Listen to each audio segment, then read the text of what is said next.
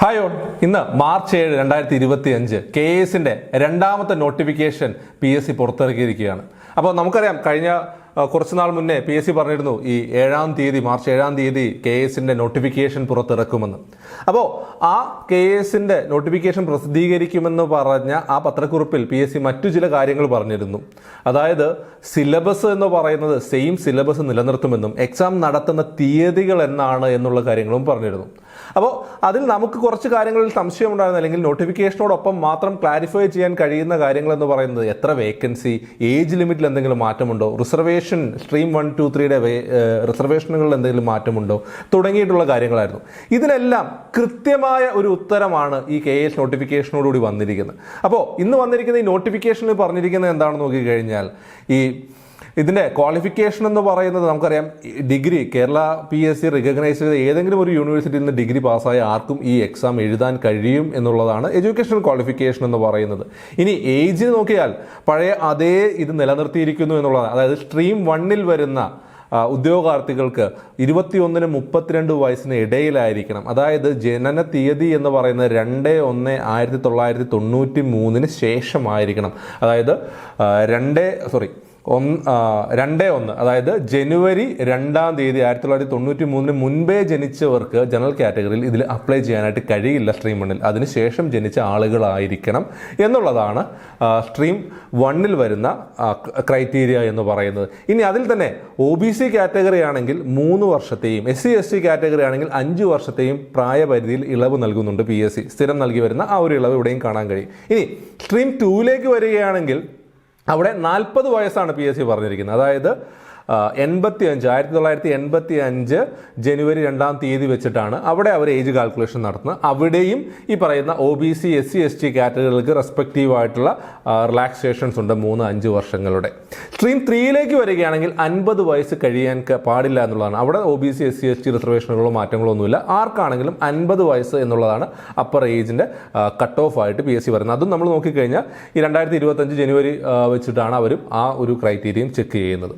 ഇനി വേക്കൻസിയിലേക്ക് വന്നു കഴിഞ്ഞാൽ PSC ആദ്യം പറഞ്ഞതുപോലെ തന്നെ 31 വേക്കൻസികളാണ്. അതിൽ സ്ട്രീം 1-ൽ 11 വേക്കൻസിയും സ്ട്രീം 2-ലും സ്ട്രീം 3-ലും 10 വേക്കൻസികൾ വീതവുമാണുള്ളത്. അതായത് സ്ട്രീം 1-ൽ 11, സ്ട്രീം 2-ൽ 10, സ്ട്രീം 3-ൽ 10. ഇതാണ് ഇപ്പോഴുള്ള വേക്കൻസികൾ എന്ന് പറയുന്നത്. ഇനി എന്നാണ് അപ്ലൈ ചെയ്യേണ്ട അവസാന തീയതി എന്ന് പറയുന്നത്? അത് PSC പറയുന്നത് 2025 ഏപ്രിൽ 9 തീയതി രാത്രി 12 മണിക്കുള്ളിലായിട്ട് അപ്ലൈ ചെയ്യുക. അതായത് ഏപ്രിൽ 9 തീയതിയാണ് ഇതിൻ്റെ ലാസ്റ്റ് അപ്ലൈ ചെയ്യാനുള്ള ഡേറ്റ്.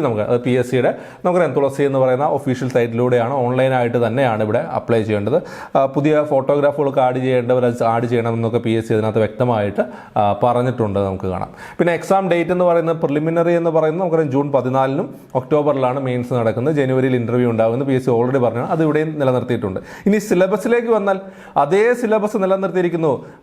നമ്മൾ നേരത്തെ വീഡിയോയിൽ പറഞ്ഞിരുന്നു, അതായത് മാർക്ക് ഡിസ്ട്രിബ്യൂഷനകത്ത് എന്തെങ്കിലും മാറ്റം ഉണ്ടാകുമോ എന്നുള്ളത് സിലബസ് വരുമ്പോൾ പറയാൻ കഴിയുമെന്ന്. കഴിഞ്ഞ വർഷത്തെ പോലെ തന്നെ സബ്ജക്ട് വൈസ് ആയിട്ടുള്ള മാർക്ക് ഡിസ്ട്രിബ്യൂഷൻ PSC പറഞ്ഞിട്ടില്ല. അതുകൊണ്ട് തന്നെ കഴിഞ്ഞ പ്രിലിമിനറിയിൽ വന്ന അതേ മാർക്ക് ഡിസ്ട്രിബ്യൂഷൻ തന്നെ നമുക്ക് എക്സ്പെക്ട് ചെയ്യാനായിട്ട്. അതായത് പേപ്പർ 1-ൽ നമ്മൾ നോക്കിക്കഴിഞ്ഞാൽ Indian history, Kerala history, world history, Kerala culture, Indian polity, governance, geography, mental ability and logical reasoning തുടങ്ങിയ സബ്ജക്റ്റിൽ നിന്ന് 100 മാർക്കും, പേപ്പർ 2-ൽ അവർ കൃത്യമായി പറഞ്ഞിട്ടുണ്ട് 30 മാർക്കിൻ്റെ മലയാളം അല്ലെങ്കിൽ ഭാഷാ ന്യൂനപക്ഷങ്ങൾക്ക് തമിഴ്, കന്നഡ, അതുപോലെ തന്നെ 20 മാർക്ക് ഇംഗ്ലീഷ്, അതായത് മലയാളവും ഇംഗ്ലീഷും 50 മാർക്കും, ബാക്കിയുള്ള 50 മാർക്കിൽ സയൻസ് ആൻഡ് ടെക്നോളജിയും എക്കണോമിക്സും കറണ്ട് ഇവൻസുമാണ് വരുന്നത്. ഇങ്ങനെ 100 മാർക്കിൻ്റെ 2 പേപ്പറുകളായിട്ടാണ് എക്സാം നടത്തുന്നത്. അത് 1.5 മണിക്കൂർ വീതമാണ് ഓരോ എക്സാമും. ഇനി മെയിൻസിലേക്ക് വരുമ്പോഴും കഴിഞ്ഞ വർഷത്തെ പോലെ തന്നെ പേപ്പർ 1, പേപ്പർ 2, പേപ്പർ 3 എന്നുള്ള രീതിയിൽ 3 പേപ്പറുകൾ, ഓരോ പേപ്പറിനും 100 മാർക്കും, അതും 2 മണിക്കൂർ വീതമുള്ള എക്സാം ടൈമുമാണ്. ഇവിടെയും നമുക്ക് കഴിഞ്ഞ വർഷത്തെ പോലെ തന്നെ 3 മാർക്കിൻ്റെയും 5 മാർക്കിൻ്റെയും ചോദ്യങ്ങൾ തന്നെയാണ് പ്രതീക്ഷിക്കാൻ സാധിക്കുക എന്നുള്ളതാണ്.